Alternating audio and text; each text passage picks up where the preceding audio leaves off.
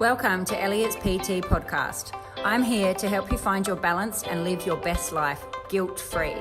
I don't believe there is a one-size-fits-all approach for health and fitness. We're all different and we need to find out what works for us. I'm passionate about helping people make realistic, long-term lifestyle changes that they will stick to and they will take with them forever. I don't believe in crazy diets or short-term fixes. We all need to live and find a perfect balance in diet and exercise that suits our individual needs. I want to help you find your exercise mojo, feel great and achieve wonderful things. Here is Elliott's PT podcast by Renae Elliott.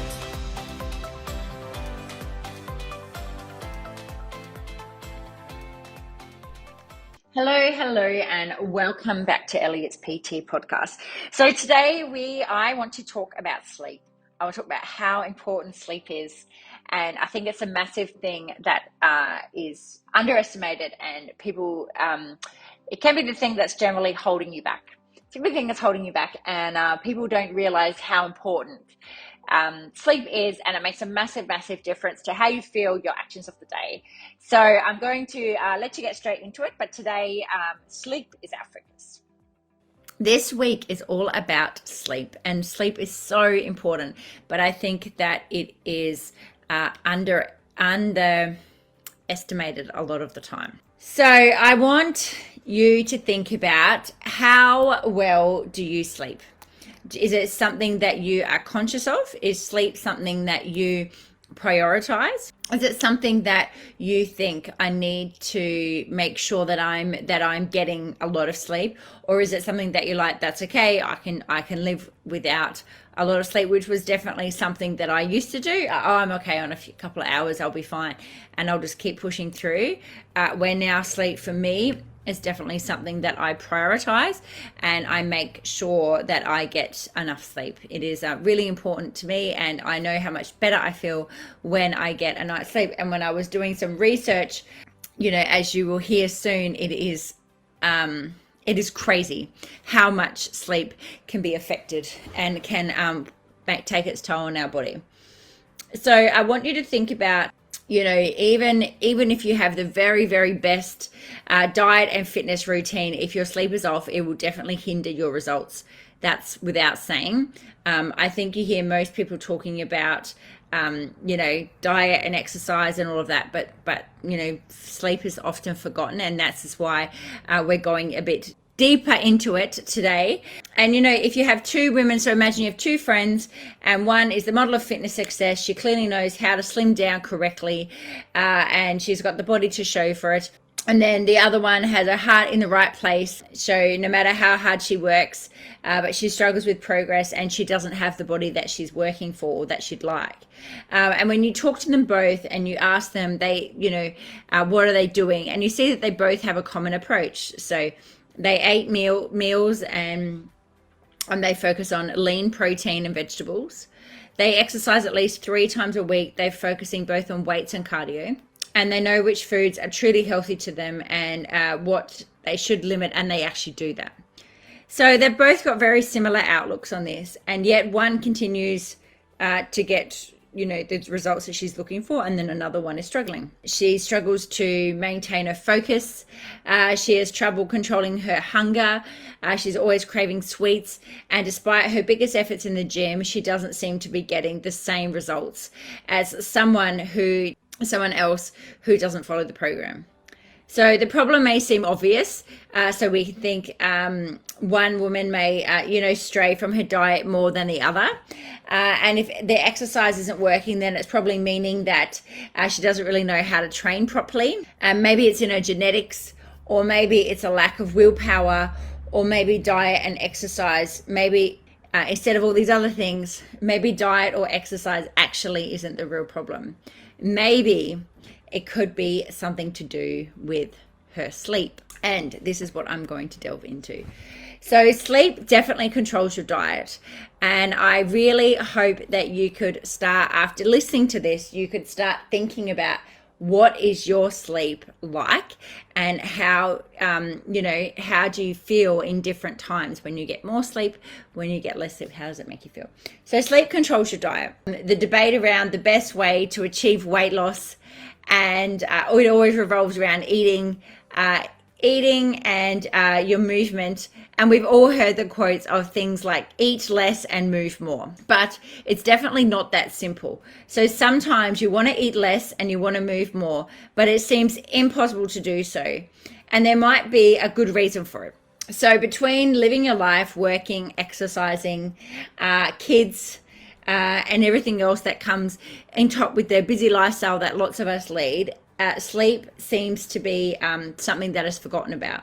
Or maybe you're somebody that doesn't realize that sleep is the key for being rewarded for all of your efforts. Research shows that about 30% adults don't sleep enough. 30%. And it's really interesting that the statistics for obesity and is nearly identical. And when you connect the two dots, it's really interesting to see. And the connection is not just a coincidence. So sleep is very important and underestimated. So less than 7 hours of sleep per night, it can reduce and undo the benefits of your diet, according to research. And in the study, the dieters were put on different sleep schedules, and when their bodies received adequate amount of rest, so people that got adequate amount of rest, they half of their weight that they lost was from fat. However, when the same people cut back on sleep, and the amount of weight that they lost was halved, even though they were on the same diet. So they lost half of what they did the first time, which shows a massive difference. And what's more is that they felt significantly hungrier. They were less satisfied after meals, and they lacked the energy to exercise.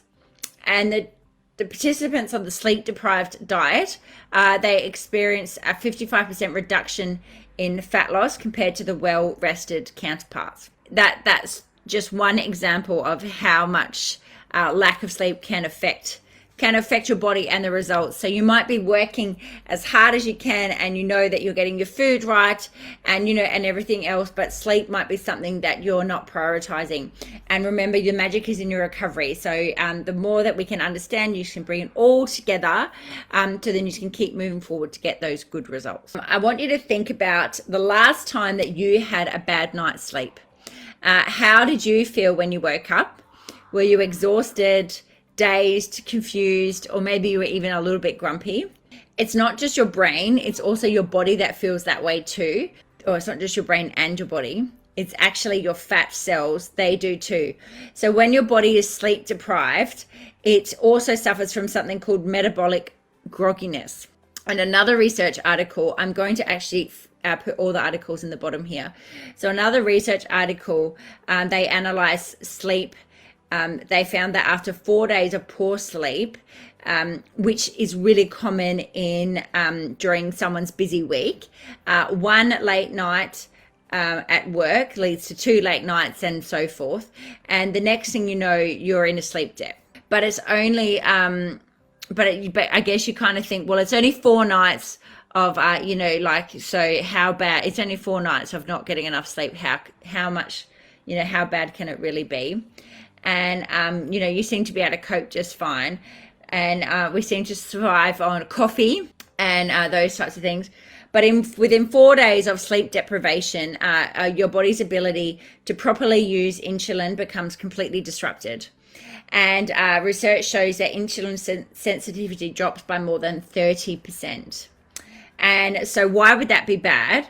Well, when your insulin is functioning well, your fat cells remove fatty acid and lipids from your bloodstream to prevent it getting stored. When you become more insulin resistant, your fats and lipids continue to circulate in your bloodstream, and they tend to pump out more insulin. So eventually the excess insulin ends up being stored as fat in all the wrong places: liver, around your tummy, all of those things. And also when we're having a lack of rest, it tends to be that we have more cravings for different types of food. So again, think about it. What were you like when you didn't have a good night's sleep? Now, I understand there are things that we can control and things we can't control. So, if you have young kids, I know when my kids were younger, babies, all of those things, there was times that you were up all night, and there's just those things you can't prevent. But what you can take charge of is making sure you go to bed early, and try to get some sleep when you can. It is just something to be really, really conscious of. So many people, they believe that hunger, they think that, if they're hungry, and why don't they just have the willpower to not eat, or they feel that it's a lack of control, but lack of control for wanting to keep eating those foods. But hunger is actually controlled by two hormones called leptin and ghrelin. So leptin is a hormone that's produced in your fat cells, and the less leptin you produce, the more your stomach feels empty, and the more ghrelin you produce, the more you stimulate hunger, while also reducing the number of calories you burn and also increasing the amount of fat you burn. So in other words, you need to control your leptin and ghrelin to successfully lose weight, and sleep deprivation pretty much makes this impossible. All right. So this is, again, why sleep is so important. So another research article found that sleeping less than 6 hours triggers areas of your brain that increase your need for food, while also decreasing your leptin and stimulating ghrelin. So, and if that's not enough, scientists discovered that how much sleep loss creates an internal battle that makes it really nearly impossible for you to lose weight. So when you don't sleep enough, your cortisol levels rise. And this is the stress hormone that we have been talking about previously, and that is frequently associated with fat gain. So cortisol also activates the reward centers in your brain that make you want food. And at the same time, the lack of sleep causes your body to produce more ghrelin.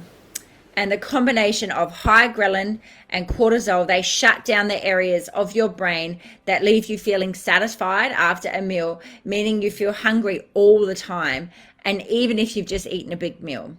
So you're starting to see the picture of how all this other stuff interacts, but it's something that you can have some control over. Lack of sleep also pushes you into the direction of foods that you probably shouldn't eat. Another study found that one night of sleep deprivation was enough to impair activity in the frontal lobe, so the part of your frontal lobe that controls complex decision making. So have you ever been one of those people have you ever thought, and I definitely know that I've done this, I've thought, I shouldn't have that piece of cake, but okay, it's just one slice, it won't hurt. Well, obviously when we are lacking sleep, we have less of that control to make a different choice according to what our goals were. So it turns out that sleep deprivation is actually a little like being drunk, and you don't just have the mental clarity to make good complex decisions, specifically regarding your food and the ones you want to eat and the ones you want to avoid. And this then isn't helped by the fact that when you are overtired, you have an increased activity, always struggle to say this word, amygdala, and that's the reward part of your brain. So this part is the mind control, and it makes you crave the high calorie foods. So normally you would, if we weren't sleep deprived, you would be able to fight off these cravings. But when we are sleep deprived, sounds like I'm sleep deprived the way I'm talking, hey. So when you are sleep deprived, we are going to crave these more high calorie foods, and when we would normally be able to fight them off. And it's because that our insular cortex, which is another part of your brain, and that's weakened due to sleep deprivation. And then you have troubles fighting those urges, and you're more likely to indulge in the wrong type of foods that aren't going to be supporting your goals. And if that wasn't really enough, another research article found that sleep deprivation makes you select greater portion sizes of all foods. which again increases the likelihood of you to gain weight. You know, it's pretty amazing when you can see how not getting enough sleep affects all these other things. So not enough sleep also affects your workouts, regardless of your regardless of what your goal is. Having muscle on your body is really important, and it is something that we all want for. The more muscle we have, the better for us. It protects our bones, burns our metabolism faster, and all of those things. And muscle is the enemy of fat, and muscle helps you burn fat and stay younger. But sleep, well, lack of sleep, is the enemy of your muscles, because sleep deprivation decreases your body's ability to make muscle. And if you remember, I've always said the magic is in your recovery. And we might do really well in the gym, but I want you to be thinking about what you're doing outside of the gym and getting your sleep to help you recover, because that is where the muscles repair and they build stronger and leaner. So lack of sleep makes it harder for your body to recover from exercise. It slows down the production of the growth hormone, which is our natural source of anti-aging and fat burning, and it also facilitates recovery. So how does this happen? So poor sleep means less slow wave sleep, which is when the most of growth hormone is released. And a poor night's rest increases the stress hormone cortisol, and it slows down the production of the growth hormone, and it's just like a vicious cycle. So another study found that women who were sleep deprived are a third more likely to gain 15 kilograms over the next 16 years than those who just receive 7 hours of sleep. So, you know, if you think about aging, and for me, a big motivator is aging, that is something that blew me away. A third of women who are lacking 7 hours sleep, they are more likely to put on a kilo a year. You know, roughly a kilo a year, you know, than those who are getting a proper night's sleep. And that is something that you can control. And, you know, it's obviously because when we're lacking sleep, it's all those choices that we make. So a good rule of thumb is to get 7 to 9 hours sleep. So per night. So super, super interesting. And, you know, it is really, really important to get a good night's sleep. So what are the things that are in your control? So something that really resonated with me and stuck in my head was, I understand as an adult, as someone who has children, that when your kids go to bed, it's really joyful to have that time on your own. And sometimes if they go to bed later, you know, we feel like we need that extra time, whether it's 1 hour, 2 hours, or however long. Sometimes I understand that that's the only part of the day that you might get some time to yourself, away from your children. But are you using that time sacrificing your sleep? And so it was something that I really thought about, because I thought, okay, so I enjoy having time away from my children. I enjoy that time when they are asleep. But if I stay up too late, then I am then suffering because I'm tired, and there's all these other effects that I've just gone through, you know, where, you know, our hormones are everywhere because we're sleep deprived. You know, we're making different choices with food. We aren't able to recover from our exercises, you know, all of those things. Is all of that worth that extra hour or so? And for me, it wasn't. So I made that decision, and I went to my phone and I worked out, I have an iPhone, and on your iPhone, there is a sleep component of it. And I worked out, right, I need to get a minimum of 7 hours. And in order to get that, I need to be in bed at this time according to the time that I get up. So if that means that I go to bed straight after my kids go to bed, if it means I only get half an hour, that's what I do, because I know how much better I feel for it. And how everything, when I'm tired, you know, I don't want to do lots of things. I feel unmotivated. I feel flat. I feel crappy. You know, you are more likely to make poorer choices with food, and it's just a vicious cycle. So, you know, when I do get a good night's sleep, I feel so much better, and I do put things into place to make sure I get a deeper sleep. So I find personally, when I do things like restorative yoga, meditations, and all of that, I get a better night's sleep when I do them before I go to bed. So So yeah, so that was the choice that I made. I weighed up, staying up a couple of hours after the kids go to bed. I worked out what time I need to be in bed according to what time I get up, and I need to be trying to get to sleep by 9. So for myself, I have a reminder on my phone at 8:15 that tells me I need to really start winding down.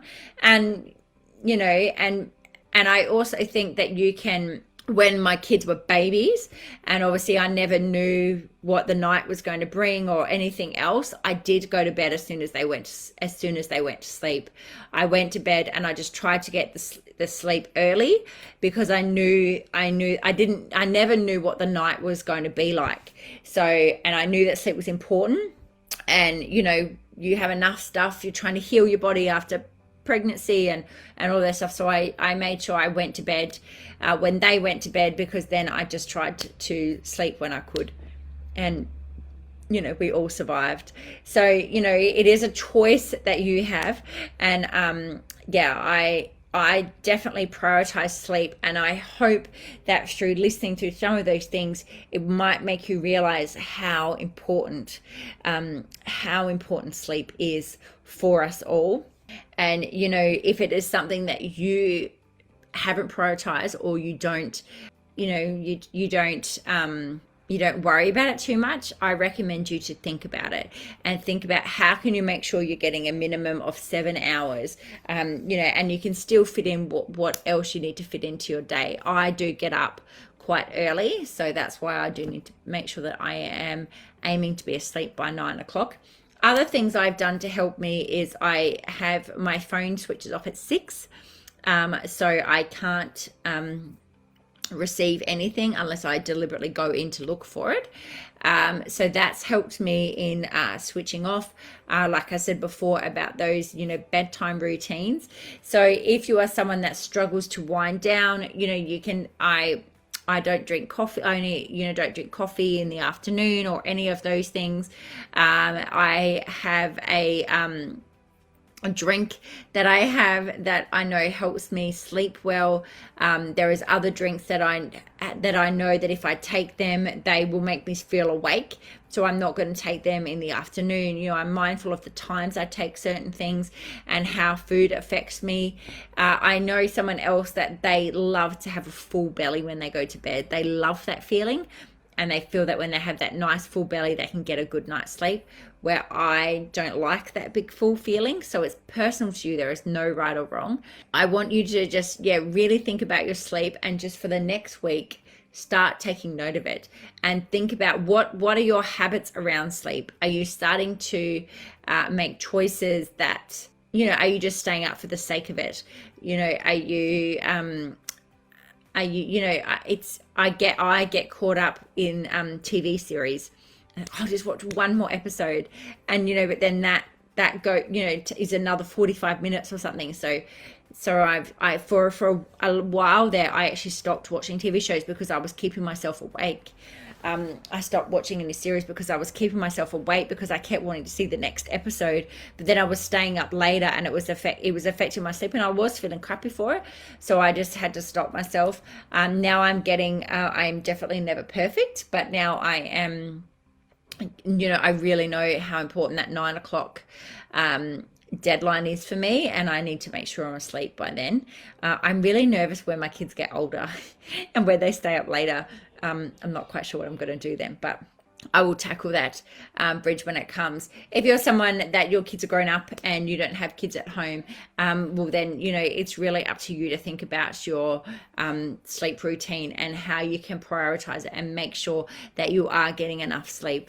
And, those things are in your control. And, sometimes you can't control the quality of your sleep, and but definitely learning to de-stress before you go to sleep. Tomorrow I'm going to talk about foods that can help you sleep, and there are certain foods that aren't the best. There are some foods that might not help you sleeping, and if you are someone that is awake at certain times of the night, comment below and let me know if you're awake at certain times, because different times can mean different things.